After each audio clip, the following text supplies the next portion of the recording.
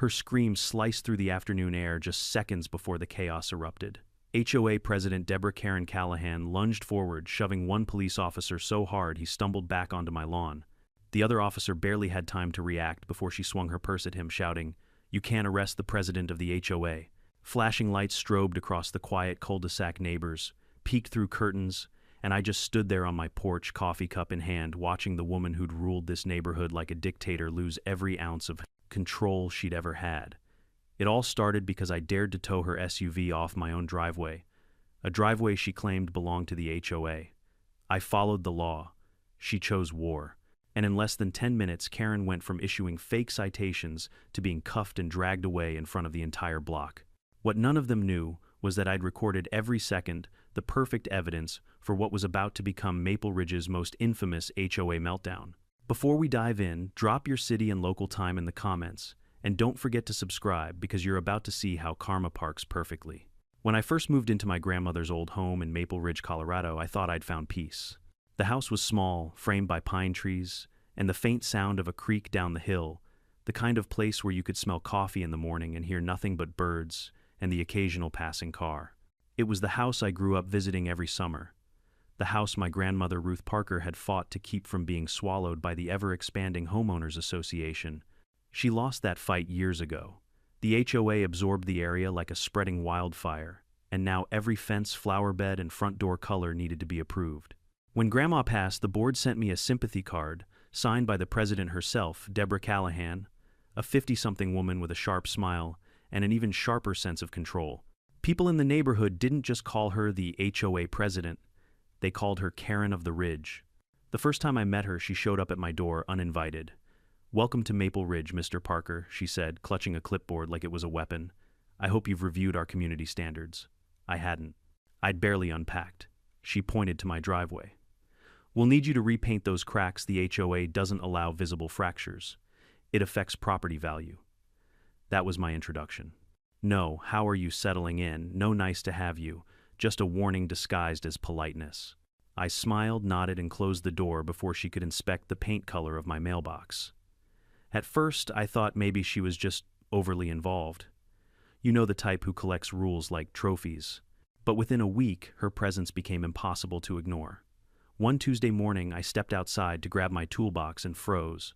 A white SUV was parked squarely across my driveway. Brand new, spotless, with a license plate that read HOA 1. I thought, no way. Maybe it was a visitor, a delivery driver. But as I walked closer, I saw the decal on the bumper, "Property of Maple Ridge, HOA."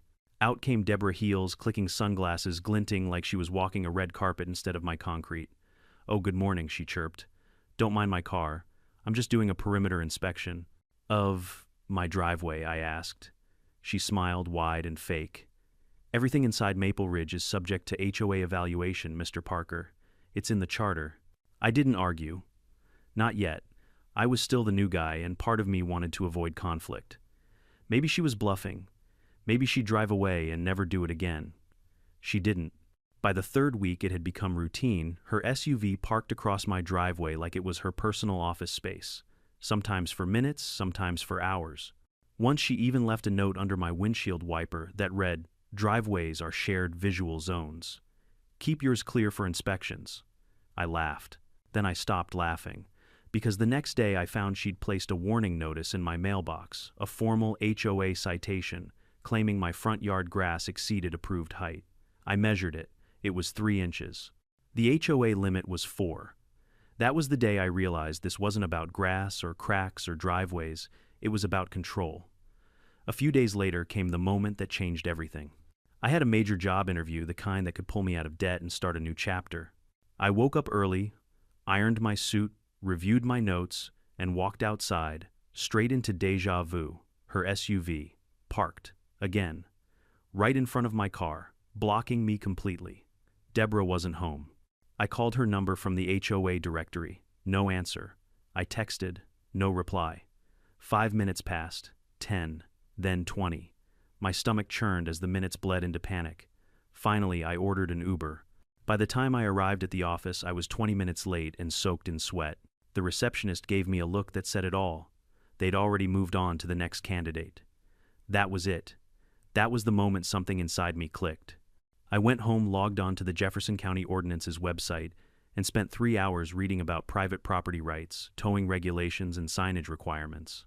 If Deborah wanted to play legal games, I'd beat her by following the law better than she ever could. The next morning, I installed a steel sign right beside my driveway: private driveway, no parking. Violators will be towed at owner's expense. I even made sure the font size met the county's minimum visibility standard. Then I set up my new doorbell camera, angled perfectly toward the driveway. For good measure, I emailed the HOA board, including Deborah, with a polite but firm message. This driveway is private property, as listed in the deed transfer dated April 16. Future unauthorized parking will result in towing according to Jefferson County Code 5-123.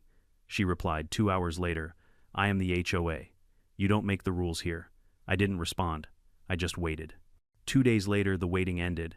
I came home from work, and there it was again, the white SUV gleaming in the sun like a taunt. Except this time she'd left a piece of cardboard on the dashboard. Written in thick black marker, "You don't own the street, Nicholas. I'll park wherever I want." That was the moment I called Caleb Brooks, a tow operator recommended by the county sheriff's website. I showed him the sign, the photos, and my proof of ownership. He nodded once and said, "Looks perfectly legal." 10 minutes later, the hook was under her SUV. 15 minutes later, her throne was gone. For the first time in weeks, my driveway looked like my driveway again. I remember standing there in the sunlight, coffee in hand, feeling something close to victory. I even smiled. But peace never lasts long when you live next to an HOA Karen. 45 minutes later, I heard shouting from the street, shrill, furious shouting. Deborah was storming across my lawn, waving her arms like she was conducting an orchestra of rage. "You stole HOA property," she screamed. "Your car was towed legally, Mrs. Callahan," I said calmly, holding up the tow slip. She snatched it, crumpled it in her hand, and threw it at my feet. "You think you can defy me? I run this community. I'll have your house condemned if I have to." I took a sip of coffee. "Then I suggest you start with a building permit, Karen." That was when she completely lost it. She pulled out her phone, dialed 911, and shouted loud enough for half the neighborhood to hear, "This man stole my vehicle. I'm the HOA president. Arrest him now." I almost laughed. Grand Theft Auto, really. But within minutes, 2 patrol cars rolled up the streetlights, flashing sirens cutting through the summer air. Officer James Ramirez stepped out first, followed by Officer Megan Chen. Both of them looked tired, like they'd seen this kind of thing before. "Afternoon, folks," Ramirez said. "Can someone explain what's going on?" Deborah started first, of course. "He illegally towed HOA property. He's a threat to the community." Officer Chen looked at me. "Sir, your name?" "Nicholas Parker." The car was parked on my private driveway. I followed county law and have documentation. I handed them the tow, slipped the deed copy, and even my phone with footage from the doorbell cam. Ramirez scrolled for 20 seconds, then turned the screen toward Chen. They both nodded. "Everything checks out, ma'am," Ramirez said to Deborah. "This is private property." He acted within his rights. Deborah's jaw dropped. No, you don't understand. I am the HOA. I can park anywhere I need to," Ma'am Chen said carefully. "The HOA doesn't override property law." And that's when it happened, the moment that started the video you've already seen. Deborah's face turned red, then purple. She screamed something about corruption and conspiracies, stepped forward, and shoved Officer Chen square in the shoulder. Ramirez moved to restrain her, but she swung her purse at him, connecting with his arm. "Ma'am, you're under arrest," he shouted. "No, you can't do this to me." The sound of cuffs snapping shut was louder than I expected. The neighborhood was silent, except for Deborah's voice still shouting as she was led to the cruiser. That was the day HOA Karen met the law, and it was only the beginning. The next morning, Maple Ridge looked like a crime scene draped in gossip. Every front porch whispered, every curtain twitched, and every group text in the neighborhood lit up like wildfire. The mighty Deborah Karen Callahan, queen of HOA law and order, had been handcuffed in broad daylight and taken away screaming. But the story wasn't over. Not even close. I woke up to the sound of my phone vibrating nonstop. Notifications missed, calls unread, messages, all from neighbors I barely knew. Some were sympathetic. Others were curious. And a few, unsurprisingly, were furious that I had embarrassed the HOA president. Man said Gary Thompson, the guy across the street, when I opened my door. "You're the talk of the neighborhood. I think even the mailman knows." He held up his phone grinning. "You're trending on Nextdoor." And he wasn't kidding. The clip of Deborah attacking the police officers, the same video Gary had recorded from his porch, was already circulating in local forums. Someone had titled it, "HOA President Goes Full Karen Assaults Cops Over Driveway Dispute." Thousands of views, hundreds of comments, half the neighborhood cheering, the other half terrified. I scrolled through them and saw everything from "she had it coming" to "this is what happens when power gets to your head." One even said, "Finally, someone stood up to her." I should have felt good, vindicated, but all I felt was unsettled, because I knew Deborah, someone that entitled, wouldn't go down quietly. Sure enough, 2 hours later, I saw a car pull up, a silver sedan with Maple Ridge HOA printed on the side. Out stepped Paul Bennett, the treasurer of the HOA, holding a clipboard and looking uncomfortable. He waved politely. "Morning, Nicholas. Mind if we talk?" I leaned on my porch railing. "If this is about last night, I've already spoken to the police." He nodded, avoiding eye contact.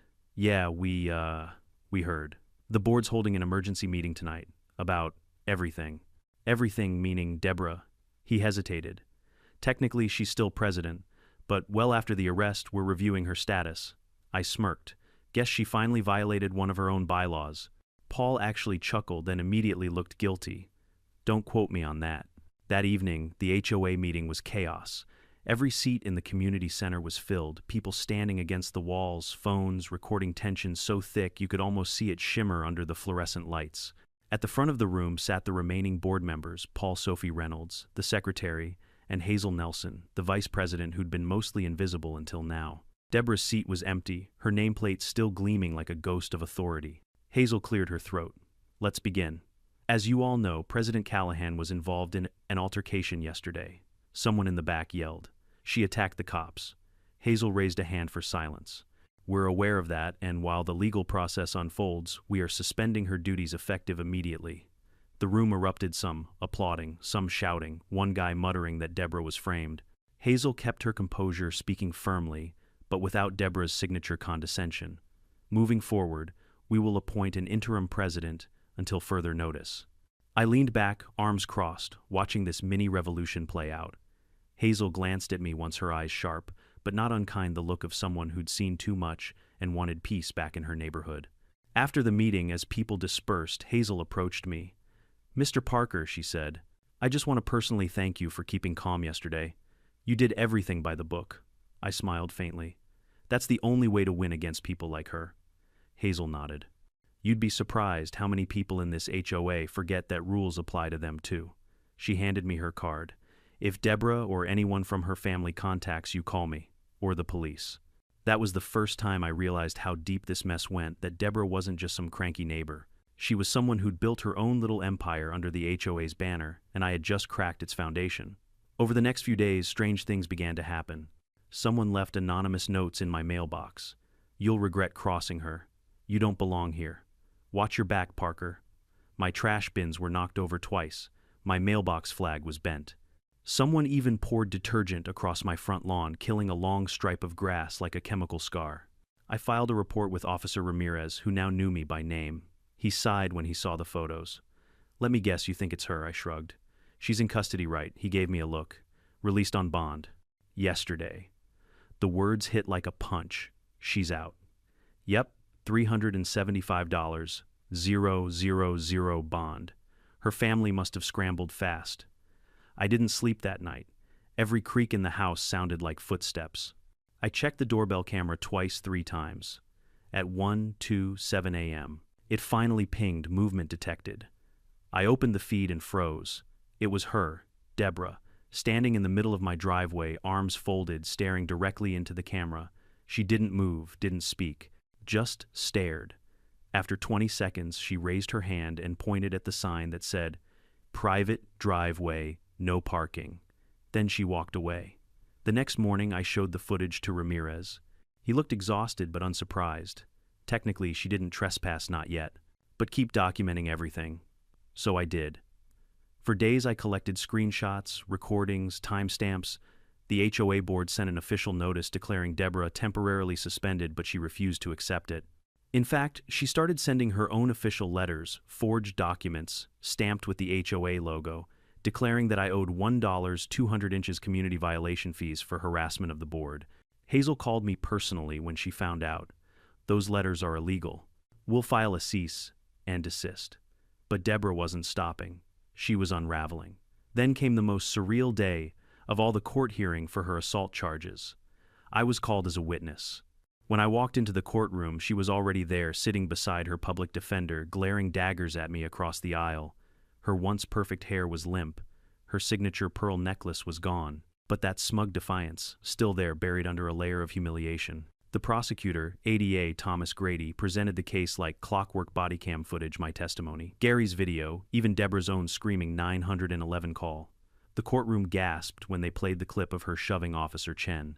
Her lawyer tried to spin it. My client was emotionally distressed, acting out of panic. Panic doesn't justify assault, the judge interrupted. When it was my turn to testify, I stood straight, hands folded, and told the truth. Every detail. Calm, factual. I didn't add venom, didn't gloat, I didn't need to. The evidence spoke louder than any revenge ever could. By the end, Judge Marcia Whitaker looked over her glasses and said, "Given the nature of this offense, and the defendant's prior record, bail remains set at $375,000. This court will not tolerate abuse of authority, whether it comes from a public office or a homeowners association." Deborah's face went white. When the gavel came down, it felt like a thunderclap of karma. Outside, the courthouse reporters from the local station were waiting. Microphones, cameras, questions flying everywhere. "Mr. Parker, do you have any comment on what happened? Do you think HOA presidents have too much power?" I didn't say much, just one line before getting in my car. Power isn't the problem, entitlement is. That night, for the first time in weeks, I sat on my porch listening to the crickets, the wind, and the silence Deborah had left behind. It was peaceful. Too peaceful. Because something in my gut told me this wasn't over yet, and I was right. The next morning, a large envelope was taped to my front door. Inside was a printed notice, no return address, bearing the HOA logo again. Only this time, the message was short, bold, and chilling. HOA Karen always comes back. I stared at it for a long time, the early sun bleeding across the paper like fire through frost. I stood there on my porch, the morning breeze lifting the edges of the envelope, the bold letters still staring at me. "Oh, Karen always comes back." The words hit harder than they should have. Maybe it was because of the timing, right when I finally thought peace had returned. Or maybe it was because deep down I knew Deborah Callahan wasn't the kind of woman who accepted defeat. She didn't believe in losing. She believed in revenge. I took the letter inside, laid it flat on the kitchen counter, and noticed the detail that made my stomach twist. The HOA seal wasn't just printed, it was stamped. A real embossed seal like the ones only board officers were supposed to have, meaning someone still loyal to her had helped. And that meant the war wasn't over. By noon, I was sitting across from Hazel Nelson, the new interim HOA president at the Maple Ridge Community Office. Her hair was neatly tied back her desk, a battlefield of folders, legal notices, and half-drunk coffee cups. When I slid the letter toward her, she sighed, rubbing her temples. "God, I was afraid of this." "She still got people inside?" I asked. Hazel nodded slowly. Deborah had a few loyal board members, Paul Bennett for one. She gave them favors, bent rules for them, even waived late fees. That kind of loyalty doesn't vanish overnight. "So what's the plan?" She leaned forward, her voice low. "The board is meeting tomorrow to make her suspension permanent. But if she's sending out letters again, she's already violated the terms of her bail. The sheriff's office will want to see this." "Then they will," I said, sliding the letter back into its envelope. "I'm done playing defense." That night, I couldn't sleep. The moonlight crawled across the floorboards, and every little sound made me tense. I'd set up motion alerts on the doorbell camera, but the notifications stayed quiet. Too quiet. Around 2 a.m., a faint sound jolted me, not from the doorbell, but from the garage.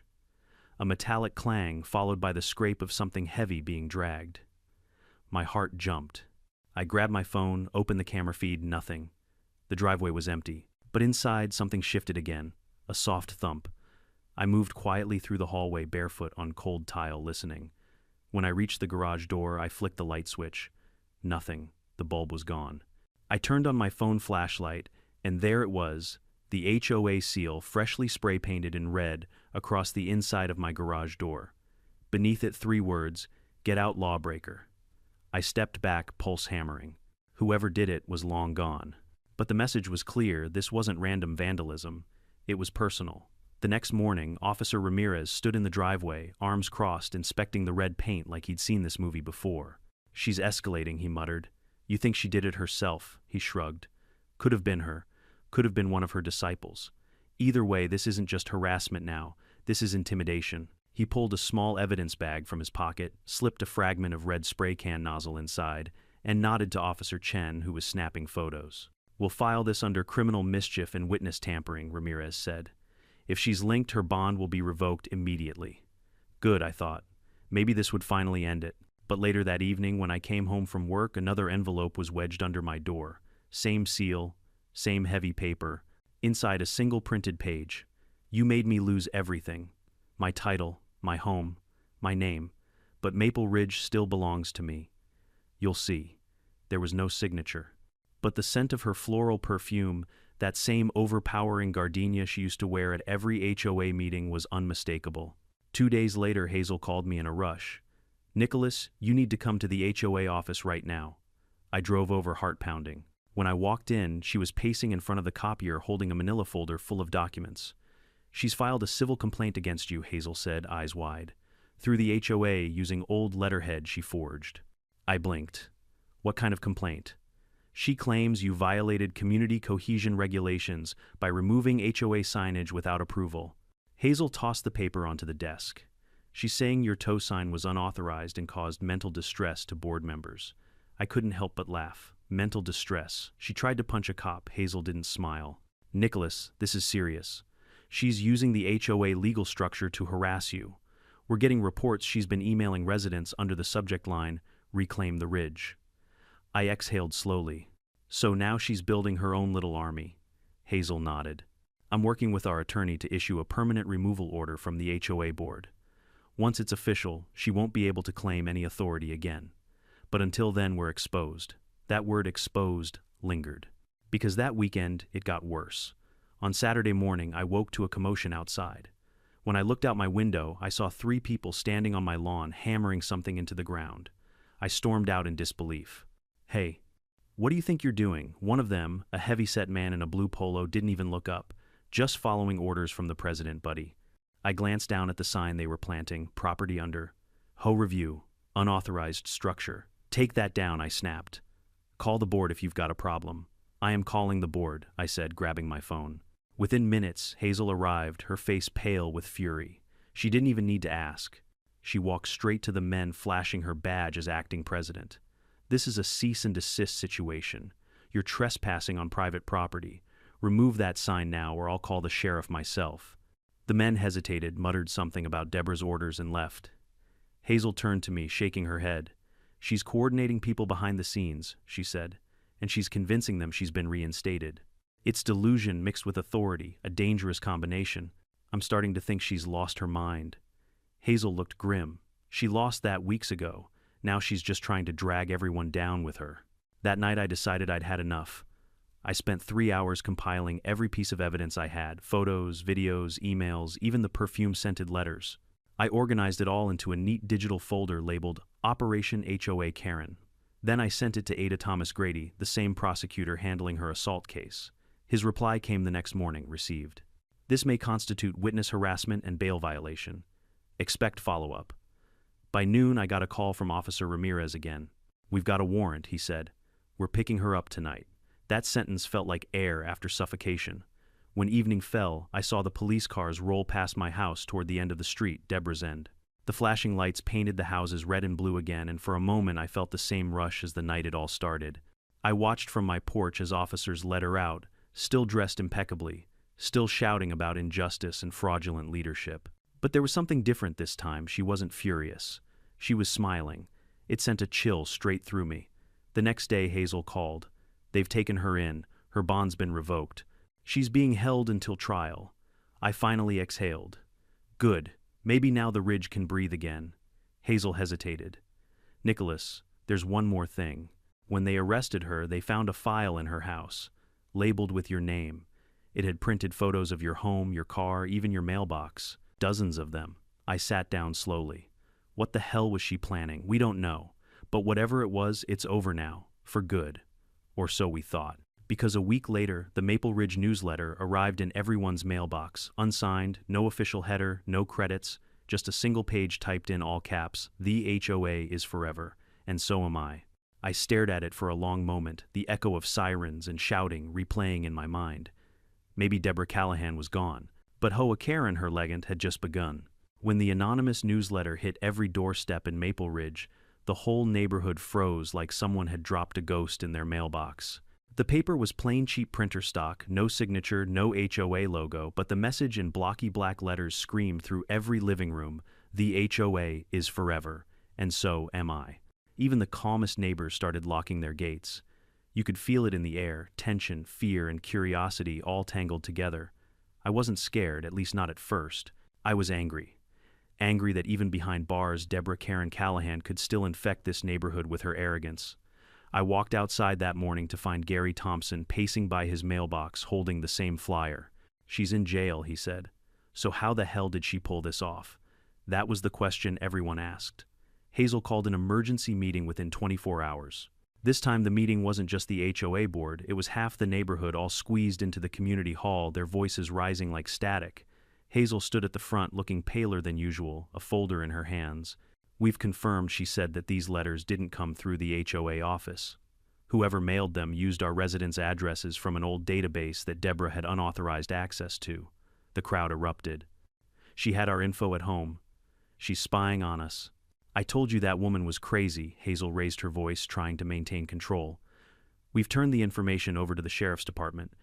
They're investigating how she sent the newsletters while incarcerated. It's possible she had help." I didn't need to guess. Deborah had allies, people who still believed in her vision for Maple Ridge. To them, she wasn't a criminal. She was a crusader. That night, my doorbell camera caught something I didn't expect. Around 1:45 p.m., a car pulled up, dark blue sedan headlights off. The driver stepped out wearing a hoodie and gloves, placed a small object in my mailbox, and drove away without saying a word. I waited until morning to check. Inside the mailbox was a USB flash drive wrapped in duct tape. No note, no clue. I didn't want to plug it in on my main computer. It felt like something straight out of a thriller. So I grabbed my old laptop, disconnected the Wi-Fi, and opened it. The folder inside was titled Maple Ridge, Internal. My stomach dropped when I saw the contents. Scanned HOA documents, private emails, even meeting transcripts, years of files Deborah must have stolen or copied while she was president. At the top of the list, one folder stood out, Parker Case. I opened it. Inside were screenshots of my emails, photos of my house, my family's property deed, everything from the first day I moved in. One document stopped me cold, a draft letter to the county assessor requesting a reclassification of parcel boundaries for community oversight. Signed, President Deborah Callahan. She had tried to legally reclassify my driveway and several others under HOA jurisdiction months before our first confrontation. If she'd succeeded, my towing action would have been illegal. She'd been planning to take control of my property long before she ever parked there. Hazel's voice echoed in my head. "You'd be surprised how many people in this HOA forget that rules apply to them too." I called her immediately. She arrived 20 minutes later, storming in like a detective. When I showed her the files, she went pale. This is evidence," she said quietly. She was trying to expand HOA boundaries without the board's vote. "That's fraud." I nodded. "And someone helped her collect this. She couldn't have printed or mailed anything from jail." Hazel looked at the timestamp on the newsletters. They were all postmarked 3 days ago. The same day Paul Bennett visited her. Paul, the treasurer, who'd stayed suspiciously quiet since Deborah's arrest. Hazel exhaled sharply. "We need to act fast." The next day she arranged a meeting with the county investigator assigned to Deborah's case. His name was Detective Ryan Colby, a tall man with a calm, weary look, like he'd been dealing with HOA feuds for far too long. He flipped through the printed files I'd given him, his eyebrows tightening. "This is serious. If she altered property boundaries, that's a federal matter. And if Bennett's helping her, that's conspiracy to commit fraud." Hazel frowned. "What happens if it's true? Then Maple Ridge isn't just dealing with an HOA scandal," Colby said. "You're sitting on a full-blown criminal enterprise." I couldn't believe it. Our quiet, picturesque neighborhood, the kind of place where retirees waved from their lawns, was now ground zero for a fraud investigation. Over the next week, deputies interviewed board members, subpoenaed HOA financial records, and even visited the local post office to track the newsletter's origin. Every day someone new was whispering about subpoenas, forged checks, and hidden accounts. And then out of nowhere, Paul Bennett vanished. He stopped showing up to meetings. His house was dark blinds, closed car gone. Hazel called his phone, no answer. His wife claimed he'd gone on a business trip, but her eyes told a different story. The same night Paul disappeared, Hazel's office was broken into. The only thing missing, the backup hard drive containing HOA records from Deborah's presidency. It didn't take a detective to see the pattern. A week later, I was at home when Officer Ramirez called. Parker, you'll want to sit down. We found Bennett's car, where abandoned near the county line.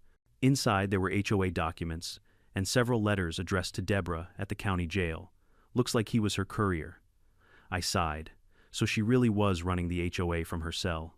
Not anymore, Ramirez said. They're moving her to a federal holding facility while the fraud case expands. But there's more. You might want to come down to the station. When I arrived, he handed me a sealed plastic bag. Inside was a printed photo, creased and water-stained. It showed my house taken from across the street, and on the back scrawled in pen, "He doesn't deserve Maple Ridge." I looked up at Ramirez. This was in Bennett's car. He nodded. You were right from the start. She wasn't just trying to control the HOA. She wanted your property. It clicked all at once. The driveway fights the fake citations, the arrogance. Deborah hadn't just wanted authority. She wanted ownership. She wanted to make Maple Ridge hers, one parcel at a time. A month later, the official charges dropped: fraudulent misrepresentation, conspiracy to commit mail, fraud, and obstruction of justice. Deborah Callahan was facing up to 10 years in federal prison. Paul Bennett took a plea deal. The day of her sentencing, Hazel invited me to the courthouse.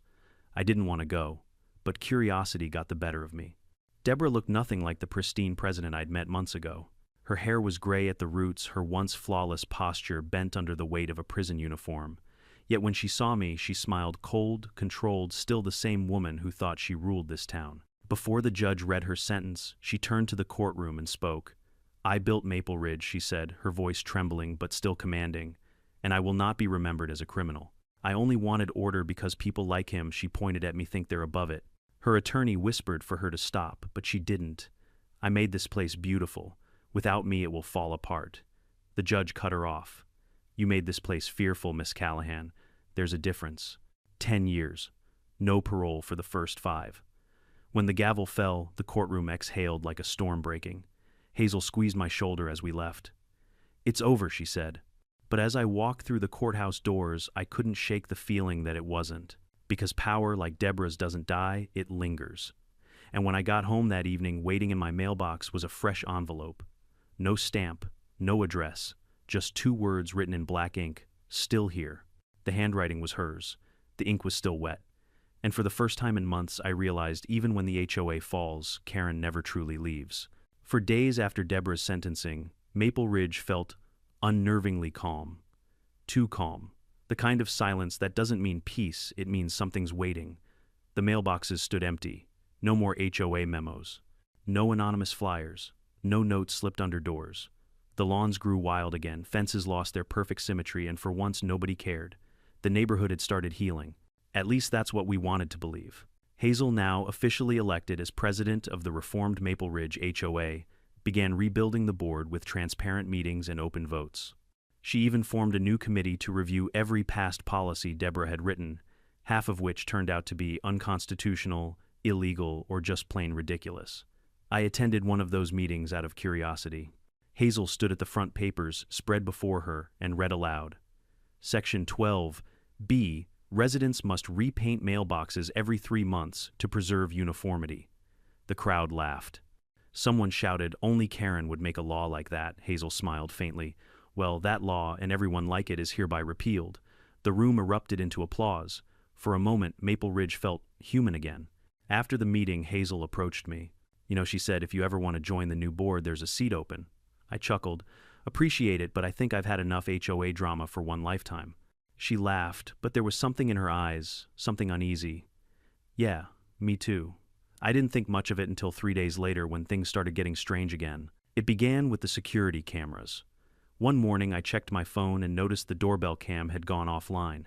No alerts, no live feed. Just a static error message, device not connected. I thought it was a power issue, so I went outside. The wiring was intact, but the camera's lens had been covered with something. I peeled it off and froze. It was a printed photo of Deborah cut from an old newspaper article about her sentencing, taped neatly over the lens. Her eyes, even in print, seemed to stare right at me. My hands tightened around the photo. No way, I muttered. She's locked up. But then, as I turned it over, I saw scrawled words on the back in black marker, still here. Same handwriting, same ink style as before. I took the photo straight to Officer Ramirez, who looked at it, sighed, and muttered, You've got to be kidding me. She's in federal custody, I said. She can't possibly. Maybe not her, he interrupted. But someone's keeping her spirit alive. Her spirit, that's one word for it. He leaned back in his chair.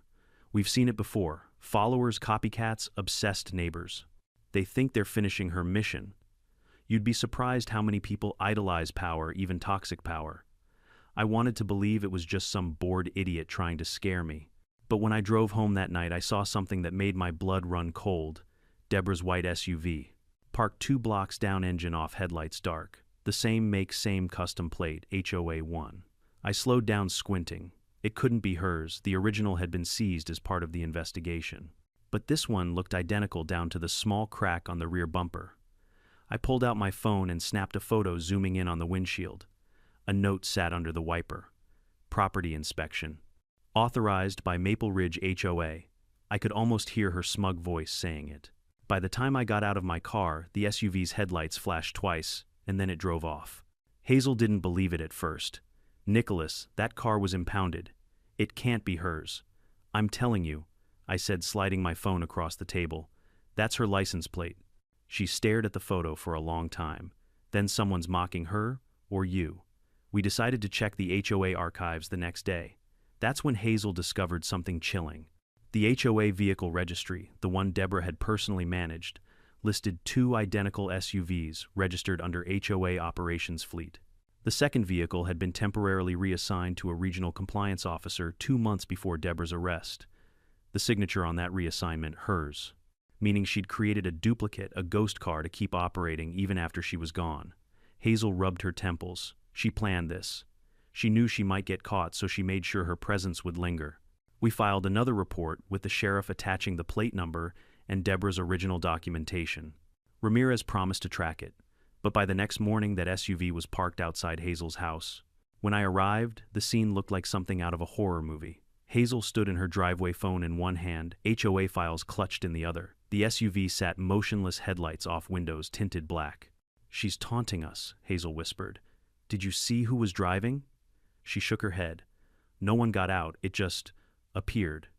We called Ramirez again, who arrived 15 minutes later. By then the car was gone. He frowned, tapping his notepad. No tire marks, no prints, no surveillance from nearby homes. It's like it vanished. Or like someone who knows every blind spot in Maple Ridge drove it, I said. Hazel looked at me, realization dawning. Deborah designed the neighborhood's camera placement maps. She knows exactly where the HOA's security coverage ends. And then she whispered something I'll never forget. She built this place to watch people. Now someone's using her system to watch us. Over the next week, small, eerie signs kept popping up. Residents started receiving HOA notices, again typed on official letterhead, signed President D. Callahan. The problem, the new HOA hadn't printed a single letter. One homeowner, Mr. Gordon, said he got a fine for failure to water lawn properly. Another got a warning for loud nighttime activity. The timestamps matched the nights when that phantom SUV had been seen circling the streets. Hazel called an emergency assembly. We packed into the hall, the tension thick enough to choke on. She held up one of the forged notices. "These are not from us," she declared. "Someone is impersonating the HOA and possibly accessing our old databases." From the back, a nervous voice spoke up. Then maybe she was right. Maybe the HOA is forever. Laughter rippled, but no one was really laughing. Hazel's hands trembled as she added, "We're contacting state authorities. Until then, all HOA operations are suspended." That night, Maple Ridge officially went dark, no board, no oversight, no structure, just fear. The following evening, I came home to find a package on my porch. No return address, no postage. Inside was a small flash drive and a note. "For your records, you missed something." I plugged it into my spare laptop. A single video file appeared, time-stamped 3 weeks prior, the day Deborah was transferred to federal custody. The footage showed the inside of a car, someone wearing gloves driving at night. The camera panned toward the passenger seat, and there she was, Deborah, sitting calmly, smiling. She looked straight into the lens. "You can tow my car, Nicholas, but you'll never tow my authority." Then she laughed, a slow, chilling sound before the video cut to static. My hands went numb. The timestamp didn't lie. That video was filmed after she was supposed to be transferred, after she should have been behind bars. I called Ramirez immediately. He came within the hour, watched the footage twice, then looked at me, expression unreadable. "You said she's in federal custody, right?" "Yes." He exhaled slowly. "Then we need to verify that." The next morning, Ramirez called back. "You might want to sit down," he said. "She's gone. What transferred between facilities 2 days before you got that letter? Somewhere between county and federal transport, the paperwork got mixed up. Nobody knows where she is." I gripped the phone so hard my knuckles went white. "You're telling me Deborah Callahan, our HOA Karen, escaped?" "She didn't escape," he said grimly. "She vanished. That night I didn't sleep. None of us did. Because as midnight crept over Maple Ridge, the doorbell camera flickered back online for the first time in days. A figure stood at the edge of my driveway, half hidden by the shadows. Tall, blonde, wearing a blazer. She looked up at the camera, smiled, and whispered barely audible over the static, "Miss me." The feed went dark. And for the first time I realized, maybe the HOA wasn't cursed because of its rules. Maybe it was cursed because of her. The next morning, Maple Ridge woke up to hysteria. Someone had leaked the news. Deborah Karen Callahan wasn't in federal custody anymore. Hazel called me before sunrise, her voice shaking. "Nicholas, turn on the TV. Channel 9. I flipped it on, and there it was. Deborah's mugshot plastered across the screen under the headline, "HOA, President Missing During Federal Transfer." The anchor's voice was steady but urgent. "Authorities are investigating the disappearance of former Maple Ridge HOA President Deborah Callahan, who vanished during a transfer from county to federal detention. The vehicle arrived empty, and the 2 marshals assigned to her transport have been placed on administrative leave. The FBI is now involved." Hazel whispered through the phone. "They lost her, Nicholas." "How do you even lose her?" I didn't have an answer. All I could think of was that video, the one where she looked straight into the camera and said, "You'll never tow my authority." She'd planned this. Somehow, from the moment she was arrested, she'd been several moves ahead. By noon, Maple Ridge was swarming with law enforcement. Patrol cars lined the streets, federal agents questioned residents, and a helicopter circled above the HOA office. Hazel and I were called to the community center for interviews. When I walked in, Detective Ryan Colby, the same investigator from before, was already there, sleeves rolled up, coffee in hand. "Parker," he greeted me, his tone clipped. "We need to talk about that footage you found." He played the video on a small monitor. Deborah, calm and composed, smiling at the camera. "Where exactly did this flash drive come from again?" "Left on my porch," I said. "No fingerprints, no note, except a warning." Colby nodded. We traced the video metadata. It was filmed inside a 2021 white SUV registered to the Maple Ridge HOA, the same vehicle that's been stalking the neighborhood. Hazel stiffened beside me. "You found it." Colby's jaw clenched. "Not yet. But we found the GPS tracker that was supposed to be on it. It was removed manually. Whoever did this knows our systems." Hazel rubbed her forehead. "Because Deborah built them." "Exactly." That night, the town's paranoia boiled over. Every dog bark sounded like a warning. Every flickering light felt like a sign. I kept the blinds closed and the lights off, watching through the crack of my curtains. Across the street, Gary Thompson's porch light flicked 3 times, then went dark. A few minutes later, my phone buzzed. A text from an unknown number, "Still protecting them, Nicholas. You always were so noble." My throat went dry. No name, but I didn't need one. Before I could reply, another message popped up. "Check your garage." I grabbed a flashlight and moved slowly through the house, heart pounding. The air inside felt heavy charged, like static before a storm. When I opened the garage door, the smell hit me first, sweet floral cloying. Gardenia, the same perfume Deborah always wore. On the hood of my truck sat a small glass bottle filled with clear liquid. A label on the side read HOA Compliance Notice. Inside was a folded piece of paper. Hands trembling, I pulled it out. "Congratulations, Mr. Parker. You've been promoted. President of nothing." The handwriting was unmistakable.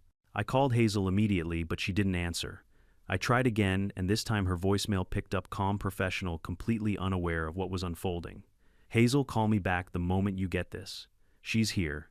5 minutes later, I saw movement across the street. Someone was standing in Hazel's front yard, half hidden in the shadows. Tall, blonde. My stomach dropped. I rushed outside, but by the time I crossed the street, the figure was gone.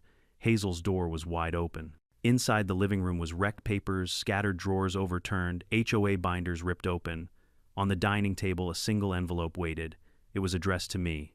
"Nicholas, you were never the hero. You were the variable I didn't account for. But don't worry. Every community needs balance. You took my crown. Now you'll wear it. D.C." I stood there staring at it when I heard a faint groan from the hallway. "Hazel." She was slumped against the wall, dazed but alive, a bruise forming on her temple. She broke in, Hazel whispered. Said she needed her files back. I tried to stop her. Where did she go? Hazel shook her head. I don't know.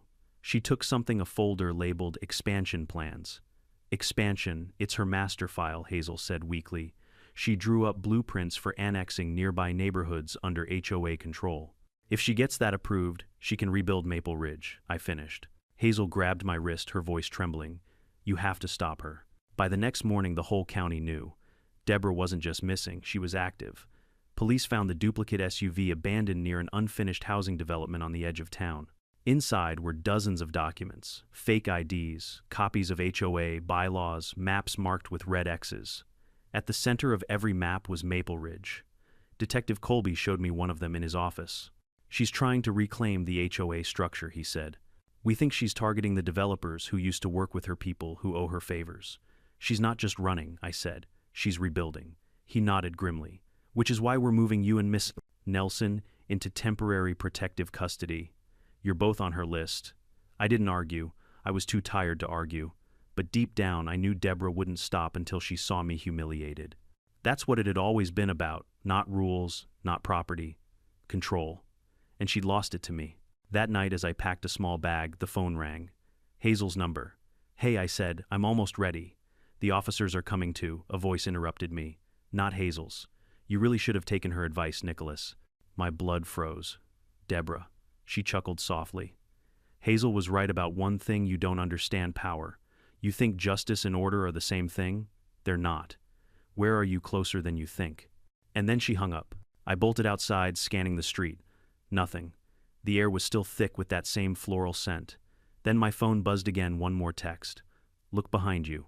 I turned slowly. Across the street, Hazel's house was burning. Flames licked the walls, windows shattered outward, alarms blaring through the night. I sprinted forward, shouting her name, but the fire was too strong. Within minutes, the entire structure was engulfed. The firefighters arrived, dragging hoses and shouting orders, but all I could hear was the crackle of wood and the echo of Deborah's laughter in my mind.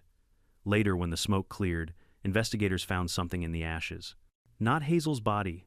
Thank God she'd escaped through the back door, but a single metal object half melted in the debris.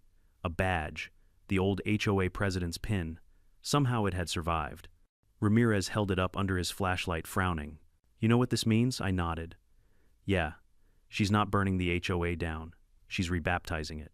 The next day I woke to an email from an untraceable address. Welcome to your new position, Mr. Parker, HOA President Maple Ridge, reinstated by unanimous vote.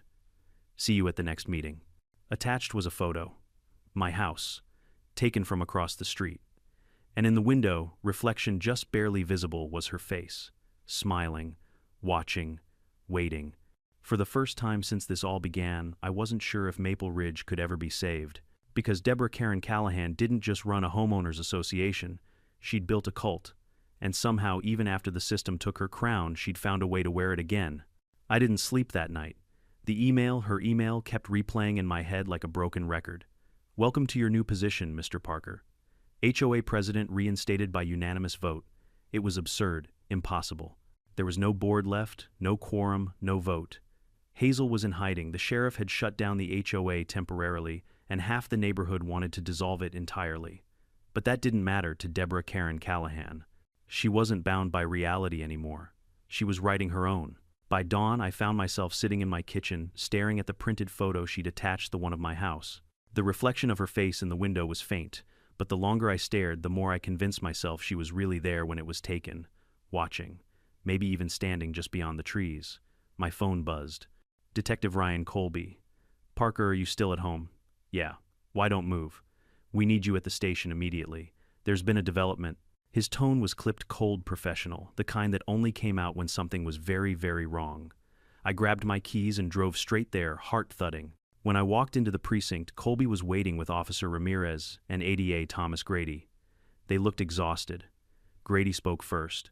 We found Deborah. Those words hit like an electric shock. You found her, he nodded slowly. Early this morning, a hiker spotted the burned-out shell of a white SUV, about 15 miles west of here, near the foothills. License plate matches HOA one. My pulse raced. Was she? Colby shook his head. No body. Just her phone, some personal items, and a stack of files labeled Phase 2. The fire was intentional, accelerant traces everywhere. I slumped into a chair. So she's still out there. Ramirez crossed his arms. Either that or someone wants us to think she is. They showed me photos from the scene, the SUV reduced to blackened metal, the scorched remnants of documents scattered across the ground. But one image stood out, a half-burned HOA letterhead stamped Reformation Project Parker. What the hell does that mean? I asked. Grady exhaled. We think it was part of her plan to rebuild Maple Ridge under a new name, a total reset. She called it Reformation. You were listed as the president of record. Me, Colby nodded. She forged signatures, yours. Hazel's, even mine. She submitted the incorporation paperwork to the county 2 days before she vanished. I rubbed my forehead. So she made me the face of her ghost HOA. Exactly, Grady said. And now every violation letter, every forged notice, every threatening email, legally it traces back to you. The room tilted slightly. You've got to be kidding. Ramirez leaned on the table. We're not. Someone is using your name to resurrect her system. And the worst part, some residents are starting to believe it. By that afternoon, the rumors had already spread.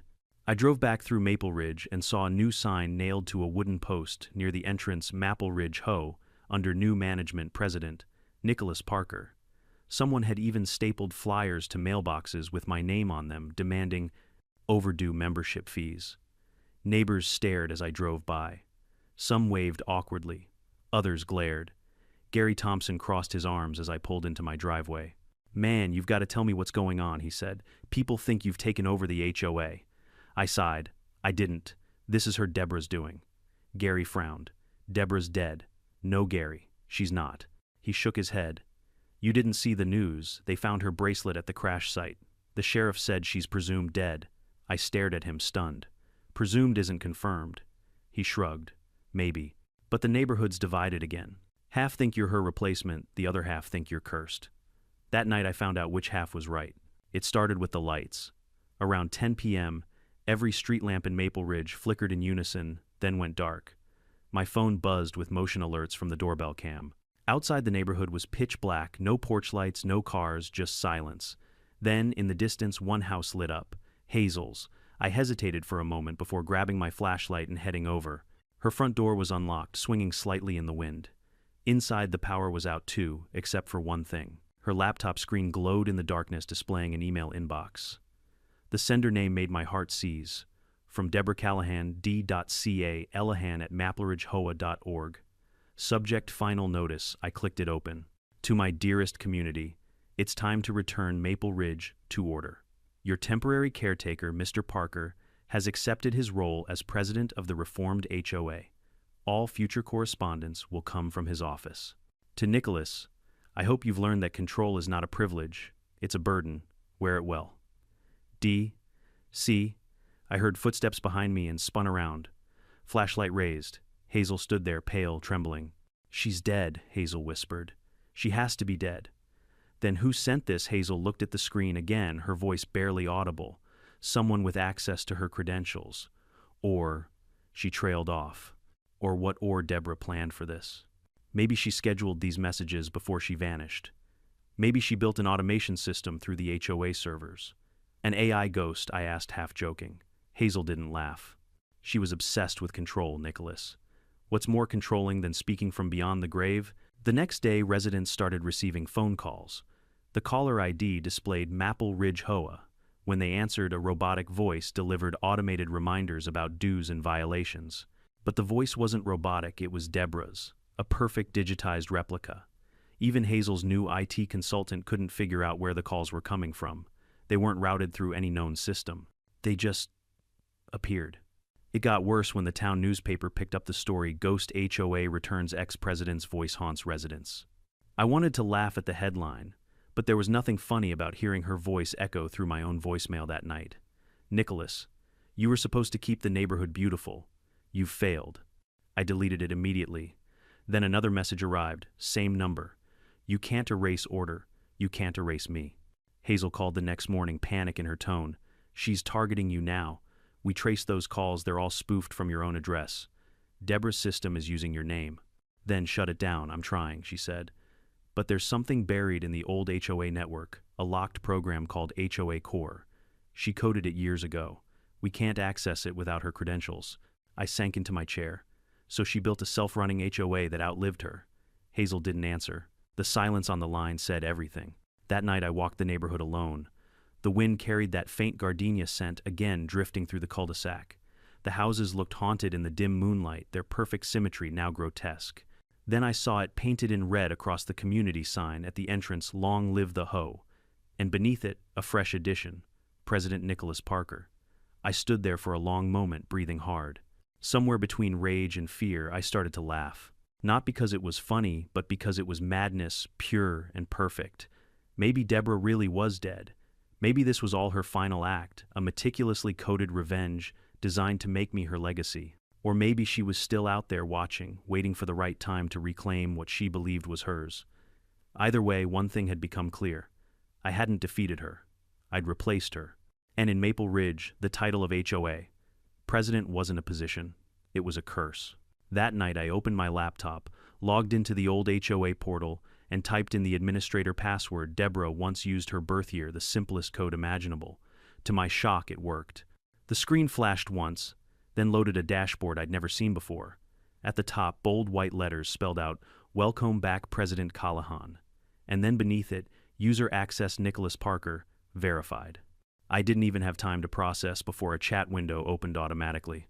A single message appeared. "Took you long enough."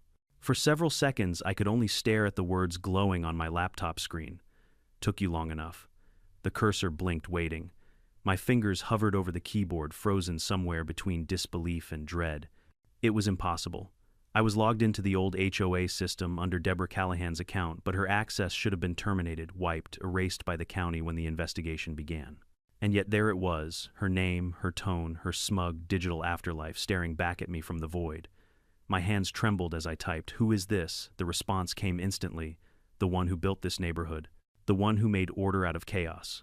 I swallowed hard. "Deborah, that's Mrs. Callahan to you, President Parker."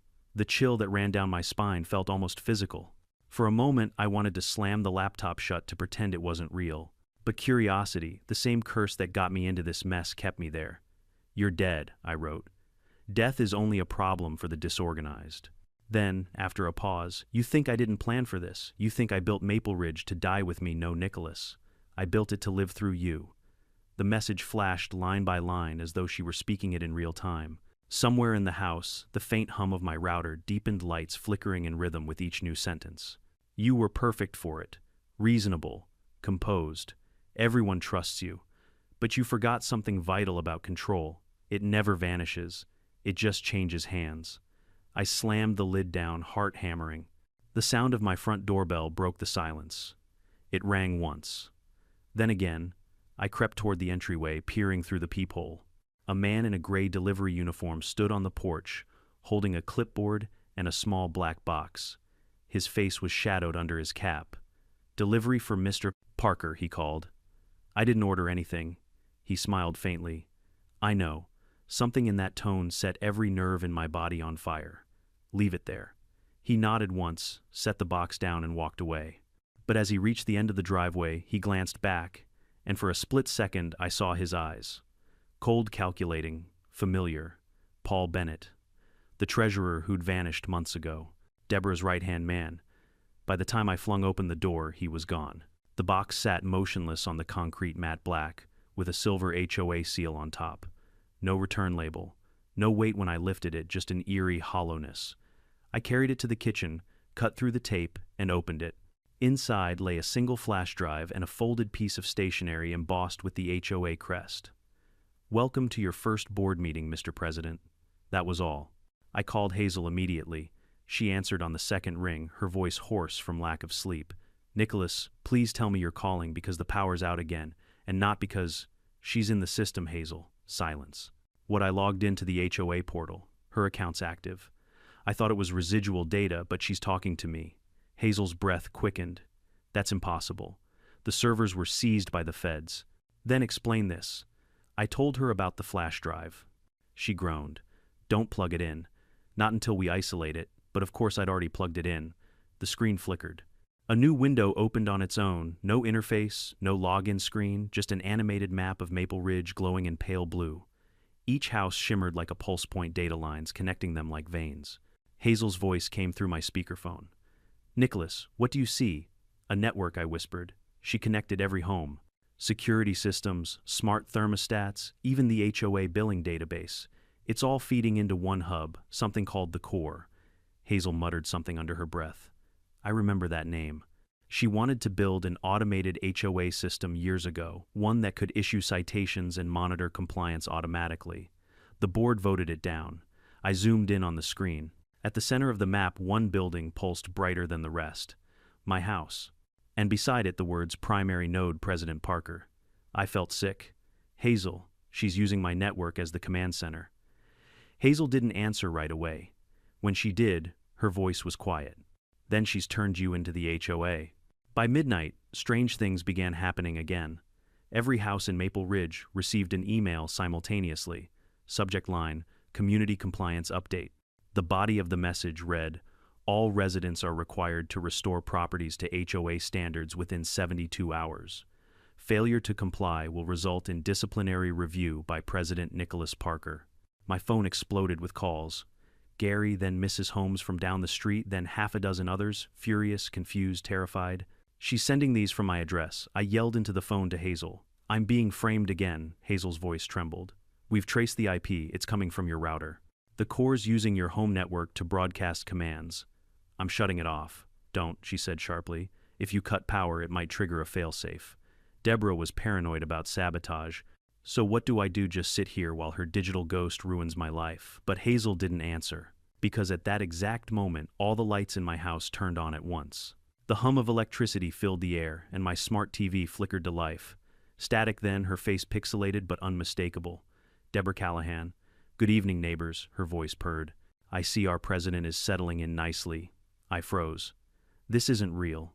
"Oh, it's very real," she continued, her digital grin widening. "You thought you could destroy my order, Nicholas. But order doesn't die, it evolves. You're the new face of it, whether you like it or not."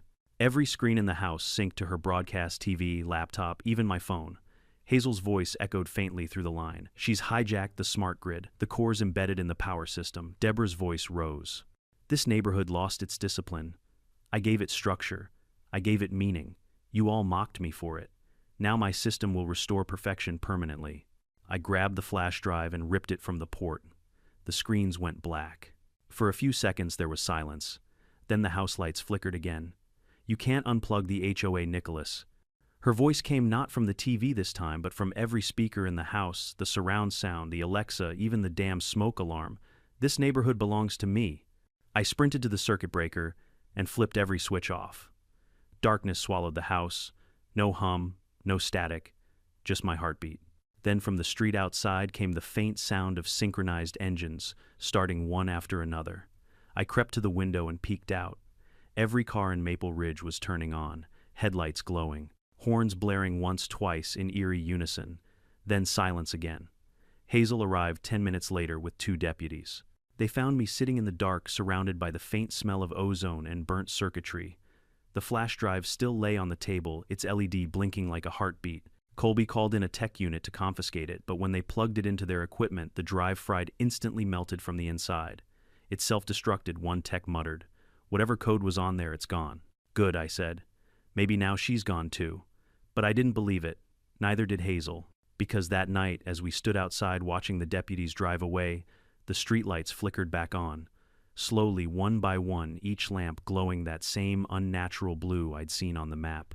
And in the distance above the hum of the power lines, a faint voice echoed through the air. Not loud, not clear, but unmistakable. "HOA meeting adjourned." A month later, the county officially disbanded the Maple Ridge Homeowners Association. The land deeds were rewritten, the bylaws destroyed, and Hazel moved away. The neighborhood started fresh, but I stayed. I told myself it was to rebuild, to finish what my grandmother started. Until one morning when I opened my front door and found a single envelope waiting on the doormat. No stamp, no return address, just a wax seal pressed in the shape of the old HOA logo. Inside was a single card. "Congratulations on your re-election, President Parker. Meeting begins at dusk." At the bottom, in faint gray type, a new slogan shimmered beneath the paper's texture, barely visible unless the light hit it just right. "The OA is forever." I looked up, and for a split second I could have sworn the streetlights were glowing blue again. Then the faint scent of gardenia drifted through the air, and somewhere unseen, a woman laughed. No matter how small or quiet a community may seem, power always hides in its systems, sometimes in people, sometimes in the structures they leave behind. Maple Ridge wasn't destroyed by a woman.